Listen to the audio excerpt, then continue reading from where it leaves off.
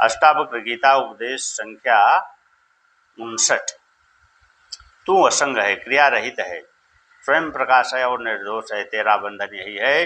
तू आत्मज्ञान हेतु समाधि का अनुष्ठान करता है।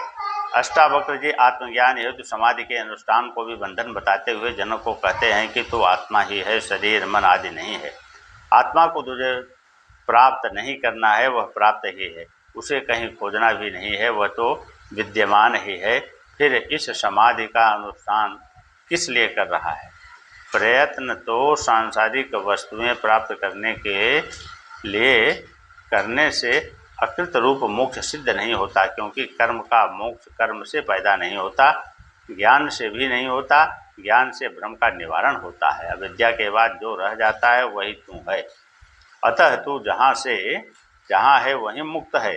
यह अज्ञान तत्व बोध द्वारा ही निवृत्त होता है। अष्टावक्र जी कहते हैं कि कोई भी क्रिया या भावना तुझे मुक्त नहीं कर सकती, क्योंकि तू उसी से बंध जाएगा। यह आत्मा सर्वत्र विद्यमान है, उसकी अप्राप्ति का केवल तुझे भ्रम है। ब्रह्म की प्राप्ति अप्राप्त वस्तु की प्राप्ति नहीं है, नित्य प्राप्त वस्तु की अप्राप्ति के भ्रम की निवृत्त रूप है। इसके लिए उपासना ध्यान समाधि कुछ नहीं चाहिए। औषधि केवल रोग निवारण के लिए होती है, स्वास्थ्य तो उपलब्ध है ही। रोग निवारण के बाद साधना भी त्याज्य होते हैं। क्रिया शरीर से होती है, वह उपासना मन से। योग चित्त की चंचलता दूर करता है, इससे साध्य स्थित बनती है, उपलब्धि नहीं होती। अतः तू जो समाधि का अनुष्ठान कर रहा है, प्रयत्न कर रहा है, वही तेरा बंधन है। इसे भी छोड़ दे, क्योंकि इस प्रयत्न के पीछे तेरी मोक्ष प्राप्ति की वासना जुड़ी है। जब वह वासना है, मोक्ष नहीं है। यह वासना ही तो बंधन है, चाहे संसार की हो या मोक्ष की, कोई अंतर नहीं है। तू तो असंग क्रिया रहित स्वयं प्रकाशवान एवं निर्दोष, यही पर्याप्त है। तू पापी नहीं है। वे सभी दोष सभी पाप भूल से अज्ञान से तेरे शरीर व मन के किए होंगे।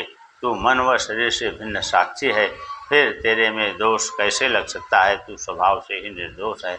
आत्मा कर्म करती है नहीं, वह न पापी है, न पुण्यात्मा है, न साधु है, न असाधु। जिस शरीर व मन ने कर्म किए वे जा चुके, तू दृष्टा मात्र है, दृष्टा को कभी पाप छूता भी नहीं है। यह संसार तुझ में व्याप्त है, तुझे में पिरोया है, यथार्थ में तू चैतन्य स्वरूप है।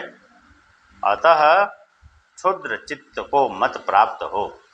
अष्टावक्र जी इस सूत्र में आत्मा का स्वरूप दिखाते हुए संसार से उसका संबंध स्थापित करते हुए राजा जनक को कहते हैं कि तू स्वयं आत्मा है, ब्रह्म है, और यह जगत तेरी अव्यक्ति मात्र है। यह जगत तेरे से व्याप्त है, इसका हर कण तेरा ही स्वरूप है, इसका स्पंदन तेरा ही स्पंदन है, इसका फैलाव तेरा ही फैलाव है, इसकी चेतना तेरी ही चेतना है, इसका सौंदर्य भी तेरा ही सौंदर्य है, इसकी शक्ति तेरी ही शक्ति है, सृष्टि का नियम तेरा ही नियम है। इसमें जो अनेकता दिखाई देती है, उसमें एकता का सूत्र भी है। अनेकता का अर्थ भिन्नता नहीं है, क्योंकि यह सृष्टि उस ब्रह्म से भिन्न नहीं है। यही चैतन्य ब्रह्म इसके विभिन्न अवयवों को माला की भांति एक सूत्र में पिरोए हुए है। इस सृष्टि में विभिन्नताओं के बावजूद एक सी सामंजस्यपूर्ण स्थिति है, जो इसका एक रस नियम है, जिससे इसमें एक तादात्म्य दिखाई देता है। वह तेरे ही चैतन्य स्वरूप के कारण है, जिससे यह सृष्टि है।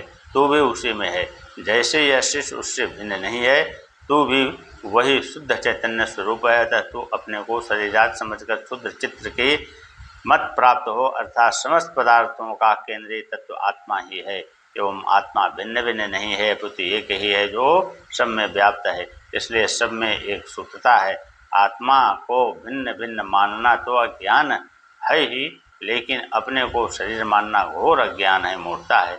ऐसे मूढ़ अपने को क्षुद्र चित्तहीन अनुभव करते हैं। आत्मज्ञानी अपने को ही नहीं समझता।